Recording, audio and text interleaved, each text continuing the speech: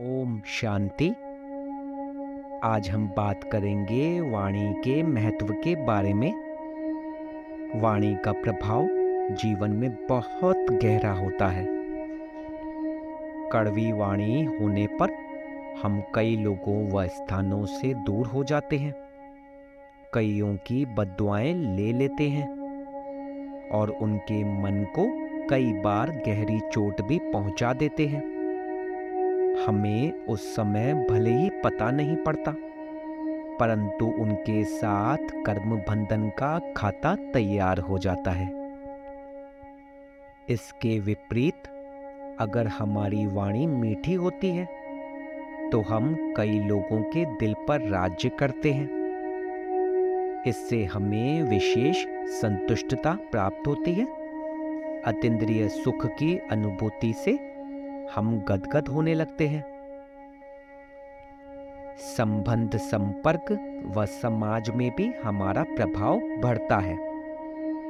कहते भी है ना कि वो कितना कठोर बोलता है। ऐसा बोलता है कि दिल में तीर ही लग जाता है। और यदि कोई व्यक्ति बहुत मीठा बोलता है तो उसकी कितनी तारीफ करते हैं। बोलते हैं कि कितनी मिठास है उसकी वाणी में। जो भी बोलता है सुनने में कितना प्यारा लगता है। तो आज इसी वाणी के महत्व के बारे में हम जानेंगे। लगभग 2000 वर्ष पूर्व की बात है। यूनान के बादशाह महाराज ज्ञानेंद्र रोम की यात्रा पर थे। अपने मित्र राजा दिवाकर के घर उनका संध्या का भोजन निश्चित हो चुका था। यूनानी महाराज ने अपने रोमन मित्र से यह अनुरोध किया था कि वे शाम को उनके भोजन में दुनिया की सबसे मीठी चीज परोसें। संध्या का समय आया। राजा दिवाकर के महल में भोजन परोसा जा चुका था। महाराजा ज्ञानेंद्र भोजन कक्ष में पहुंच चुके थे।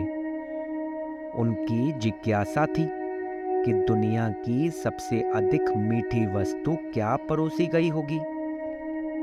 भोजन की आलीशान सजी हुई मेज के बीचों बीच लाल मखमली कपड़े से ढकी हुई एक प्लेट थी।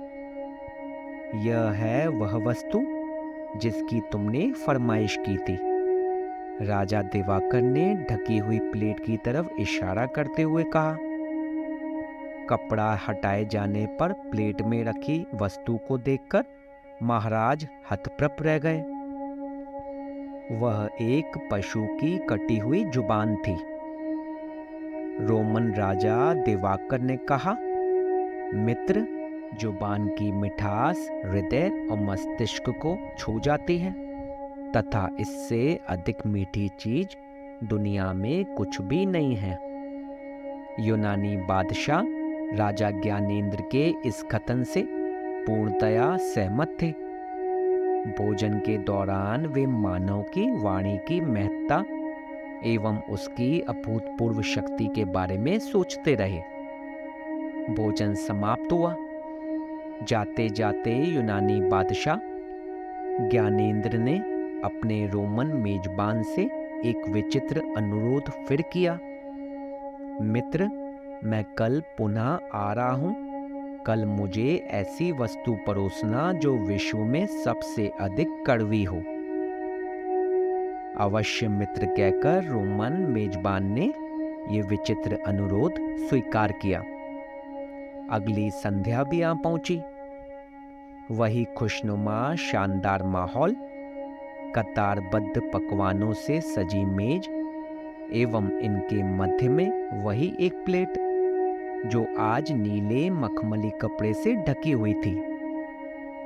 उत्सुकतावश यूनानी सम्राट ने कपड़ा हटाया और आश्चर्यचकित रह गए फिर से एक जुबान को देखकर। यह क्या? मेहमान सम्राट ने पूछा।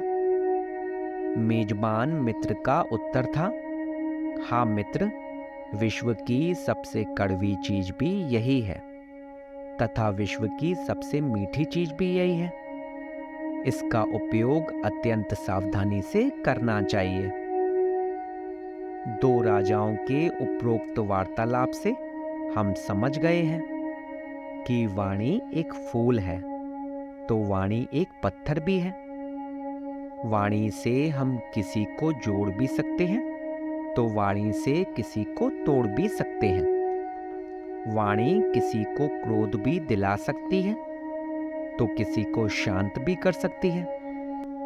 वाणी ही अग्नि बन सकती है और वाणी ही जल का काम भी कर सकती है। अतः इस शक्ति का सोच समझकर सावधानी पूर्वक प्रयोग करना चाहिए। बाबा भी मुरलियों में कई बार, कितनी बार बोल चुके हैं कि मनसा वाचा कर्मणा किसी को भी दुख नहीं देना है। वाचा अर्थात वाणी से किसी को भी दुख न दो। बाबा ने मुरलियों में कई बार बच्चों को समझाया है, बच्चे फूल समान बनो, किसी को कांटा मत चुभो।